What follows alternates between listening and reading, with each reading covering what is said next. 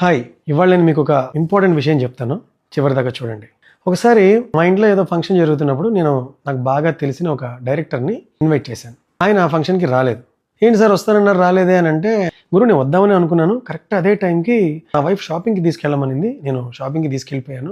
నీకు తెలుసు కదా నాకు నా వైఫ్ అంటే ఎంత ఇష్టమో, నా ఫ్యామిలీ అంటే ఎంత ఇష్టమో, బాగా చూసుకోవాలి గురు, ఫ్యామిలీ అంటే ఫస్ట్ ప్రిఫరెన్స్ ఫ్యామిలీకే ఇవ్వాలి, చూడు నేను ఎంత బాగా చేస్తానో, మా పిల్లలు ఏం అడిగితే అది అంటే ఫ్యామిలీ గురించి, ఇష్టమైన వాళ్ళ గురించి అడిగేటప్పటికి ఆయన చెప్తూ వెళ్ళాడనమాట. ఆయన్ని ఒక మాట అడగాలి అనిపించింది. సార్ మీరు టర్మ్ ఇన్సూరెన్స్ తీసుకున్నారా అని అడిగా. ఆయన ఏమన్నారంటే, ప్రతిసారి నెక్స్ట్ టైం తీసుకుందాంలే అని అనుకుంటుంటాను, మనకు అంత ఐడియా లేదు గురు దాని గురించి అన్న. ఫ్యామిలీ అంటే ఎంత ఇష్టం ఉన్న వాళ్ళు టర్మ్ ఇన్సూరెన్స్ని ఎంత నెగ్లెక్ట్ చేశారా? నా వరకు ప్రేమ అంటే మనం ఉన్నప్పుడు మాత్రమే పంచేది కాదు, మనం లేనప్పుడు కూడా మన ఫ్యామిలీని సేఫ్గా చూసుకోగలగటం. టర్మ్ ఇన్సూరెన్స్ అంటే మనీ కాదు, it's peace of mind, it's love in advance. Life అన్ప్రెడిక్టబులే, కానీ మన ప్లానింగ్ అన్ప్రెడిక్టబుల్ కాకూడదు.